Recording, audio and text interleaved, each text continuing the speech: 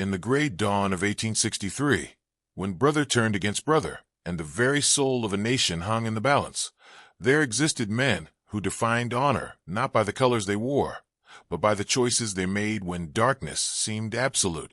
This is the story of Commander Elias Vance and his ragged band of soldiers, men who discovered that sometimes the greatest victories come not from conquering the enemy, but from refusing to surrender the bonds that make us human. What happened in those muddy trenches near Chancellorsville would echo through history, not as a tactical maneuver recorded in dusty military journals, but as a testament to a simple truth, that in our darkest hours, we are measured not by whom we leave behind, but by whom we choose to carry forward. But before we begin, leave a like, subscribe to the channel, and tell us where you're listening from. The autumn rain had turned the Virginia countryside into a hellscape of mud and misery. Commander Elias Vance crouched behind fallen oak, its bark scarred by Confederate musket fire, watching his men through the gray curtain of persistent drizzle. 27 souls remained of the 53 who had marched out of Washington 6 weeks ago. Boys from Pennsylvania farms, Irish immigrants seeking their place in America, and hardened veterans who carried the weight of too many battles in their hollow eyes. "Sir," whispered Corporal McKenna, sliding up beside him with the silence of a ghost. His face was gaunt, stubble darkening cheeks that had grown thin on army rations and constant movement. "The scouts report Confederate cavalry, maybe 200 strong, moving up from the south. They'll be here by nightfall." Elias nodded grimly, rain dripping from the brim of his campaign hat. At 32, he was young for a commander, but the Civil War had a way of aging men rapidly. The laugh lines around his eyes had been carved deeper by squinting through gunpowder smoke, and his brown beard was already touched with premature gray. He carried the weight of command like a physical burden, each decision measured against the lives of the men who called him sir and trusted him to bring them home. "What about the bridge?" Elias asked, though he already knew the answer would complicate everything. "Still standing, but barely. The Rebs tried to burn it 3 days ago. Left it weakened but passable. It's our only way across the Rappahannock without adding 20 miles to our march." McKenna's Irish accent thickened with fatigue. "But if they catch us on that bridge—" Elias didn't need him to finish. A damaged bridge was a death trap, narrow, with no cover and no retreat. But the intelligence they carried about Confederate troop movements in the Shenandoah Valley was crucial. General Hooker needed those reports, and every day of delay meant Union soldiers would die from lack of information. Behind them, young Private Kaelen Morse sat propped against a maple tree, trying to clean his rifle with hands that shook from fever. At barely 19, Kaelen still had the soft features of youth, but his blue eyes held an intensity that spoke of battles witnessed and friends lost. He'd taken a Confederate mini-ball through his left thigh 2 days ago, and though the bleeding had stopped, infection was setting in. The boy tried to hide his condition, but Elias had seen too many wounded men not to recognize the signs. "Kaelen," Elias called softly. The young soldier's head snapped up with the immediate alertness of a man who'd learned that inattention meant death. "How's that leg?" "Fine, sir. Ready to march."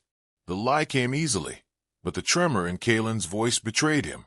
He struggled to stand, using his rifle as a crutch, and Elias saw the flash of pain that crossed his features. Sergeant Williams, a weathered veteran of the Mexican War, whose graying mustache had seen more campaigns than most men twice his age, approached with the heavy tread of exhaustion. "Commander, we need to move. Those cavalry scouts won't be far behind the main force. If we can reach the bridge by dark, we might have a chance." Elias studied his men with the calculating eye of a leader who'd learned that sentiment was a luxury he couldn't afford. They were exhausted, hungry, and running low on ammunition. Half of them nursed wounds of varying severity, and their uniforms were more patches than original cloth. But they were his men, and they'd followed him through hell because they trusted him to make the hard choices. 15 minutes, he decided. "Light packs only. Corporal McKenna, take 2 men and scout the route to the bridge. Sergeant Williams, form up the rear guard. I want to know the moment those Confederate cavalry appear." As his men began their preparations, with the efficient movement of experienced soldiers, Elias found himself studying young Kaelen. The boy was trying to pack his knapsack with steady hands, but Elias could see the fever shaking his frame. The infection was worse than he'd thought, and a march through rough terrain would likely kill the young private as surely as a Confederate bullet. The mathematics of war were brutal and simple. One wounded man would slow them all, potentially costing 26 lives to save one. Any officer trained at West Point could solve that equation. But Elias hadn't attended the military academy. He'd risen through the ranks based on an ability to lead men and an instinct for keeping them alive. Those instincts told him that abandoning Kaelen would cost something more valuable than tactical advantage. "Sir," Kaelen's voice was barely above a whisper, but it carried the weight of desperate hope and resigned acceptance. "If the march is too hard, I understand." The young soldier's words hung in the damp air like morning mist, visible and fragile. Around them, the other men continued their preparations, but Elias could feel their attention focused on this moment. They all understood the calculus of survival, but they also waited to see what kind of man their commander truly was. Thunder rolled across the Virginia hills, or perhaps it was artillery from some distant battle. In this war between brothers, the thunder never seemed to stop. The march began in silence, 27 men moving through the Virginia wilderness, like ghosts fleeing judgment. The afternoon light filtered weakly through storm clouds, casting everything in shades of gray that matched the mood of the small column. Elias had positioned himself in the middle of the formation, where he could monitor both the lead scouts and the struggling rear guard. Kaelen Morse moved with the stubborn determination of youth, but each step cost him. His face had grown pale beneath the grime of campaign life, and sweat beaded on his forehead despite the cool autumn air. Twice he'd stumbled, catching himself on tree branches or the shoulders of fellow soldiers, always with a muttered apology and a shake of his head when offered help. Private Connor Walsh, a stocky Irishman from Boston's docks, had taken it upon himself to stay near Kaelen without making it obvious. Walsh understood poverty and struggle. He'd enlisted to escape the cycle of hunger and desperation that plagued immigrant communities in the North. But he also understood loyalty, and the quiet way he shortened his stride to match Kaelen's pace spoke volumes about the bonds forged between soldiers. "Easy there, lad," Walsh murmured when Kaelen stumbled again, this time more severely. "Lean on old Connor if you need to. These Virginia roots have been trying to trip me for weeks now." Kaelen managed a weak smile. "Just need to catch my breath." But they all knew it was more than exhaustion. The infection was spreading, and the young soldier's condition was deteriorating rapidly. Sergeant Williams caught Elias's eye and nodded toward a small clearing ahead. They needed to stop, if only briefly. 5 minutes, Elias ordered quietly. "Check your weapons and equipment." As the men settled into defensive positions around the clearing, Elias approached Dr. Marcus Brennan, the unit's medical officer. Brennan was a thin, scholarly man who'd left a comfortable practice in Philadelphia to serve his country. His gentle hands had closed too many eyes and written too many letters to grieving families, aging him beyond his 28 years. "How bad?" Elias asked, nodding toward Kaelen. Brennan's expression was grave. "The wound is infected badly. Without proper medical attention, a real hospital, not just field dressing. He won't last another day of hard marching.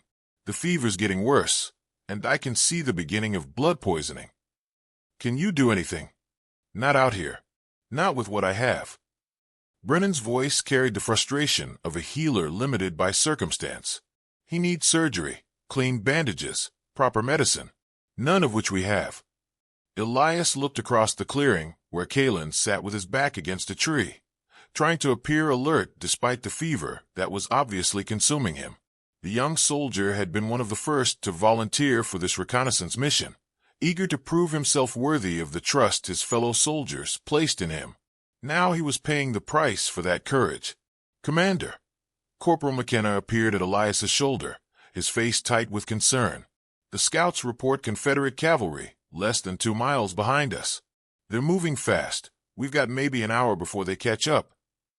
The tactical situation was becoming impossible. They needed speed to reach the bridge before the enemy cavalry, but they couldn't achieve that speed with Kaelen in his current condition. The cruel mathematics of war demanded a choice that would haunt Elias regardless of what he decided. He walked over to where Kaelen sat, noting how the young soldier immediately tried to straighten up despite his obvious pain. The fever had given his eyes a glassy brightness, but the determination remained undiminished. "Kaelen," Elias said gently, crouching beside the wounded soldier, "I need you to be honest with me. How do you feel?" "I can make it, sir." The words came out in a rush, as if Kaelen feared he'd lose his nerve if he didn't speak quickly. "I won't slow the unit down. I swear it." But even as he spoke, Kaelen swayed slightly, and Elias could see the tremendous effort it took for the young man to remain upright. Around the clearing, the other soldiers watched this exchange with the understanding that comes from months of shared hardship. They knew what was being discussed without words being spoken. The sound of distant hoofbeats echoed through the forest, Confederate cavalry, moving fast and getting closer. Time was running out, and every minute of delay increased the danger to all of them. Elias felt the weight of command settling on his shoulders like lead, each possible decision carrying its own terrible cost. "Sir!" Kalen's voice was barely a whisper, meant only for Elias's ears. The young soldier's blue eyes held a mixture of fear and resolve that spoke to the man he was becoming, even in these desperate circumstances. "Leave me behind, sir." The question hung in the air between them like cannon smoke, heavy and acrid. Around the clearing, conversations died as the men sensed the gravity of the moment. They'd all faced this possibility, the brutal choice between individual survival and unit cohesion that defined warfare since men first took up arms against each other. Kaelen continued in that same whispered tone, his voice strengthened by the conviction of his words. "I can hold them off for a while. Give you time to reach the bridge. It's what needs to be done." The young soldier's offer wasn't born of despair or defeat, but of a clear-eyed understanding of military necessity. He was offering to sacrifice himself, not because he wanted to die, but because he believed it was the only way his brothers in arms could live. It was the kind of courage that defined the best of humanity, even in humanity's worst moments. Elias felt something twist in his chest, a combination of pride in this young man's character and revulsion at a war that demanded such choices from boys barely old enough to shave. The Confederate hoofbeats were getting closer, and he could see McKenna and Williams positioning the men for a rapid departure. Every tactical manual, every lesson in military leadership, every instinct trained by months of desperate survival pointed to the same conclusion: accept Kalen's sacrifice and save the unit. It was logical, necessary, and absolutely the right choice by every measure that mattered in war. But as Elias looked into Kalen's fever-bright eyes, he found himself thinking not about tactical manuals, but about a promise he'd made to himself and his men when he'd first accepted the burden of command. No man left behind. It wasn't written in any official doctrine, but it had become the unspoken code that bound his unit together. The commander paused, in that moment of suspended time, as Confederate hoofbeats grew closer and young Kaelen Morse waited for the answer that would determine his fate. Commander Elias Vance felt the full weight of leadership settle upon him like winter frost. The clearing had grown silent except for the distant sound of approaching enemy cavalry, and 26 pairs of eyes watched their commander wrestle with an impossible choice. Sergeant Williams stepped closer, his weathered face etched with concern. Williams had served under 3 different commanders during this war, and he'd seen good men broken by decisions exactly like this one. His voice was low, meant only for Elias's ears. "Sir, we have to move. Those cavalry will be here in 30 minutes, maybe less." Elias nodded absently, his mind racing through possibilities and probabilities. The bridge across the Rappahannock was their only viable escape route, but it lay 3 miles through rough terrain. At their current pace, slowed by Kalen's condition, the Confederate cavalry would catch them in open ground with nowhere to run and nowhere to hide. The mathematics were brutal and simple, 27 lives against 1. But mathematics had never accounted for the human spirit, and Elias found himself remembering the oath he'd taken when first given command. Not the formal military oath, but the personal promise he'd made to himself and his men, that he would bring them home, all of them, or die in the attempt. It was an impossible standard in wartime, but it was the standard that had earned him the fierce loyalty of soldiers who would follow him into hell itself. "Dr. Brennan," Elias called softly. The medical officer approached with the quick step of a man who understood urgency. "If we could get Kaelen to proper medical care, what are his chances?" Brennan glanced at the wounded soldier, taking in the fever-flushed face and labored breathing. "With surgery and proper treatment? Good. Better than good. He's young and strong. But, Commander, every hour we delay decreases those chances significantly." Kaelen had been listening to this exchange with the resigned expression of a man who understood his situation. Despite the fever that clouded his thoughts, his mind remained sharp enough to grasp the tactical reality. His presence was endangering the entire unit, and military logic demanded his sacrifice. "Sir," Kaelen said again, his voice stronger now despite his physical weakness, "I meant what I said. Leave me here with a rifle and whatever ammunition you can spare. I'll buy you the time you need." Private Walsh, still positioned near Kaelen, shook his head vehemently. "We don't leave our own behind, lad. Not now, not ever." "It's not about leaving anyone behind," Kaelen replied with the patience of someone who'd already accepted his fate. "It's about doing what's necessary to save the unit. That's what soldiers do." The young soldier's words carried a wisdom that belied his 19 years, and Elias felt a surge of pride mixed with heartbreak. This boy, for despite everything, Kaelen was still just a boy, had grown into the kind of man any commander would be proud to lead. The war had taken so much from all of them, but it had also revealed depths of character that peacetime might never have uncovered. Corporal McKenna appeared at the edge of the clearing, his face tight with urgency.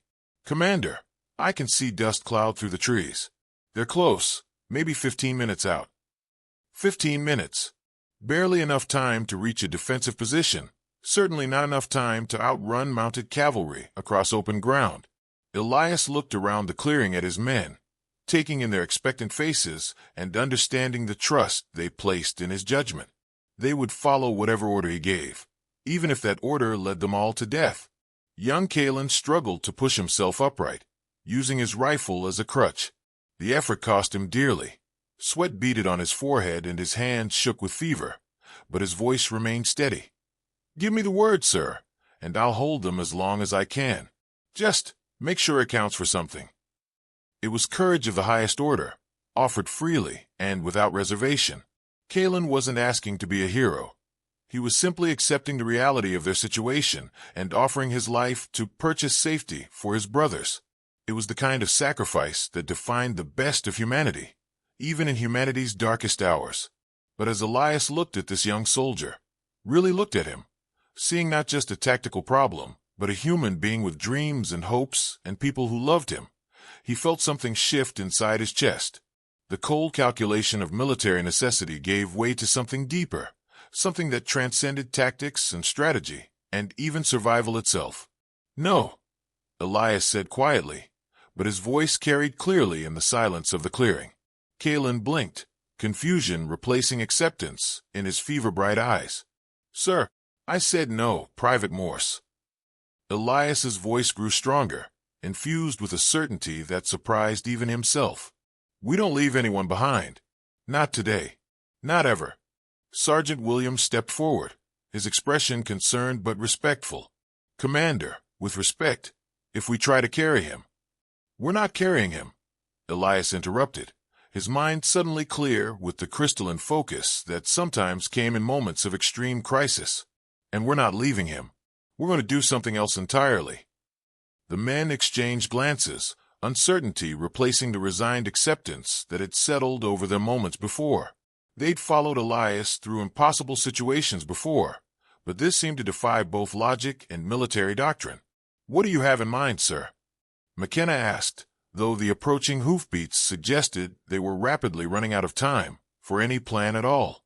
Elias looked around the clearing one more time, his tactical mind already working through the possibilities of what he was about to attempt. It was desperate, dangerous, and quite possibly suicidal, but it was also the only plan that didn't require abandoning one of his men to save the rest. "Gather round," he ordered, his voice carrying the quiet authority that had made him an effective leader. "All of you." What I'm about to propose will sound like madness, but I need you to trust me one more time." As his men formed a tight circle around him, the sound of Confederate cavalry grew closer. Whatever plan their commander had conceived, they were about to discover whether genius and insanity were separated by success or failure, and whether 27 men could defy the brutal mathematics of war through sheer audacity and unbreakable loyalty. The commander had made his choice. Now came the test of whether that choice would save them all or damn them all together. "Listen carefully," Elias began, his voice carrying the quiet intensity of a man who'd just bet everything on a single, desperate gambit. "The Confederates expect us to run for the bridge. That's what any rational commander would do. Try to outrace their cavalry across 3 miles of open ground."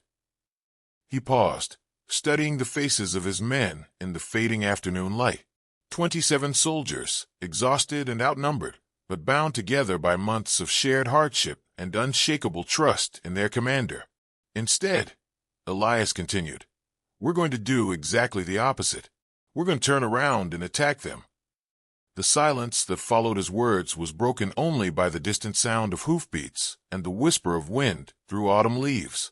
Sergeant Williams was the first to speak, his voice carefully neutral. "Attack them, sir. 200 cavalry with 27 infantry." "Not attack," Elias clarified, his mind racing ahead to work through the details of what he was proposing. "Ambush. McKenna, you said they're following our trail." "Yes, sir, single file mostly. The terrain forces them to stay on the old hunting path through these woods." Elias nodded, the plan crystallizing in his mind with startling clarity. "Then they're not expecting resistance. They think they're chasing a beaten unit trying to escape. Sergeant Williams, how many of our men have experience with explosives?" 6, maybe 7 if you count basic demolition work." "That's enough. Dr. Brennan, do you still have those medical supplies we requisitioned from the field hospital?" The doctor nodded, confusion evident in his expression.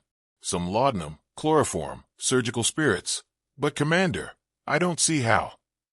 "The hunting path runs through that narrow ravine about a quarter-mile back," Elias interrupted, his voice growing more animated as the plan took shape. "Steep walls on both sides, only one way in and one way out. If we can funnel them into that kill zone." Private Walsh, still positioned near Kaelen, began to understand. "A bottleneck. Like what happened to the Light Brigade at Balaclava, but in reverse." "Exactly." Elias turned to face his assembled men, seeing the shift from resignation to cautious hope in their expressions. "But we need to move fast. McKenna, take 4 men and get to the far end of that ravine. I want you positioned where you can block their retreat once they're committed to the charge. Williams, you'll take the high ground on the south wall with our best marksmen. Wait for my signal, then hit them from above. Make every shot count. We won't get a second chance at this." As his sergeants began selecting men and checking equipment, Elias knelt beside Kaelen, who had been following the conversation with the intense focus of a young soldier trying to understand how he fit into an increasingly complex plan. "What about me, sir?" Kaelen asked, his voice still weak but determined. "I can still shoot straight, even with this fever." "You," Elias said with a slight smile, "are going to help us sell the deception. Dr. Brennan will give you something for the pain and fever, enough to keep you functional for the next hour. Then you and I are going to lead a very convincing retreat right into that ravine." Understanding dawned in Kaelen's eyes, along with something that might have been relief. He wasn't being left behind or abandoned. He was being given a crucial role in a plan that could save them all. Dr. Brennan approached with a small vial of laudanum. "This will help with the pain and give you some temporary strength," he told Kaelen. "But it's not a cure. You'll still need proper medical attention as soon as possible." As Kaelen accepted the medicine, Elias gathered the remaining men around him. The success of this entire operation depends on timing and discipline. The Confederates have to believe they're chasing a retreating unit, not walking into a trap. That means no shooting until my signal, no movement until they're fully committed to the charge. Private Connor Walsh raised his hand. "Begging your pardon, sir. But what's to stop them from just surrounding the ravine and waiting us out? It was a good question, and Elias had been wrestling with the same concern. Because we're not going to give them time to think tactically. We're going to make this personal. McKenna, when you were scouting their column, did you notice anything about their leader? Young officer, maybe a captain or major, seemed eager for a fight, kept pushing his men to move faster, probably looking to make a name for himself. Elias nodded grimly. The Civil War had created a generation of young officers hungry for glory, men who sometimes let ambition override tactical judgment. If he could goad their commander into a rash charge, all right, everyone knows their assignments. Questions. Sergeant Williams cleared his throat. Sir, if this goes wrong. If this goes wrong, we'll die together instead of alone. Elias replied simply. But if it goes right, we'll all go home together. I prefer those odds to the alternative. As his men dispersed to their positions, moving with the quiet efficiency of experienced soldiers, Elias helped Kaelen to his feet. The laudanum was already taking effect. The young soldier's eyes were clearer and his hand steadier, though Elias knew the improvement was temporary at best. Ready for this, Private Morse? Kaelen nodded, gripping his rifle with renewed determination. Ready, sir. And Commander, thank you. Thank me when we're all across that bridge, Elias replied. But internally, he felt a surge of pride in this young soldier who'd been willing to sacrifice everything for his unit, and who was now prepared to risk everything again in a desperate gambit to save them all. The sound of approaching cavalry was much closer now. Individual voices could be distinguished, and the jingle of equipment carried clearly through the forest. Elias and Kaelen began their retreat, moving with just enough haste to appear desperate, but not so fast as to seem suspicious. Behind them, hidden among the trees and rocks of the ravine, 25 Union soldiers waited with the patience of hunters, their rifles loaded and their hearts pounding with the knowledge that the next few minutes would determine whether they lived or died as a unit. The trap was set. The bait was in place. Now all they needed was for 200 Confederate cavalry to make the same mistake that had claimed so many lives in this brutal war, the assumption that retreat always meant defeat, and that a wounded enemy was no longer dangerous. As Elias and Kaelen stumbled into the mouth of the ravine, playing their roles as exhausted fugitives, the thunder of hoofbeats echoed off the stone walls like the drums of Judgment Day. Behind them came the Confederate cavalry, their young commander shouting orders and spurring his men forward toward what he believed would be an easy victory against a broken Union force. Instead, he was riding directly into the carefully orchestrated fury of 27 soldiers who'd learned that sometimes the greatest victories came not from abandoning the wounded, but from refusing to accept that any battle was truly lost until the last shot was fired. The ambush exploded with devastating precision. McKenna's men blocked the retreat while Williams' marksmen poured accurate fire from the heights. The Confederate charge, compressed into the narrow ravine, became a chaotic mass of frightened horses and confused riders. Their numerical advantage meant nothing in the killing ground Elias had chosen. Within minutes, the surviving Confederate forces were in full retreat, leaving behind weapons, supplies, and intelligence that would prove invaluable to Union commanders. More importantly, they left behind 27 living Union soldiers who had learned that courage wasn't just about individual sacrifice. It was about refusing to accept that anyone had to be sacrificed at all. As Dr. Brennan tended to Kaelen's wound with captured Confederate medical supplies, and as his men secured the weapons and intelligence they'd need to complete their mission, Commander Elias Vance looked around at his soldiers with quiet satisfaction. They'd started the day facing an impossible choice between individual survival and unit cohesion. They were ending it with proof that sometimes, with enough audacity and unshakable loyalty, you could choose both. The bridge across the Rappahannock still lay ahead, and the war would continue with all its terrible costs and impossible demands. But for one afternoon in the Virginia wilderness, 27 soldiers had defied the brutal mathematics of warfare and discovered that the bonds between brothers in arms could be stronger than the logic of survival itself. None of them would be left behind. Not today. Not ever. As they resumed their march toward the bridge, Kaelen walking steadier, now with proper medical attention, and the support of his comrades, the young soldier caught up to his commander. "Sir," he said quietly, "what made you decide to take us all?" "The tactical manuals would have said." "The tactical manuals," Elias interrupted with a slight smile, "never account for the one thing that matters most in war." "What's that, sir?" Elias looked back at his men, tired, battered, but unbroken, and felt the pride that came from leading soldiers who'd proven themselves worthy of the trust placed in them. "That sometimes the most important victory isn't defeating the enemy," he said. "It's refusing to become like them."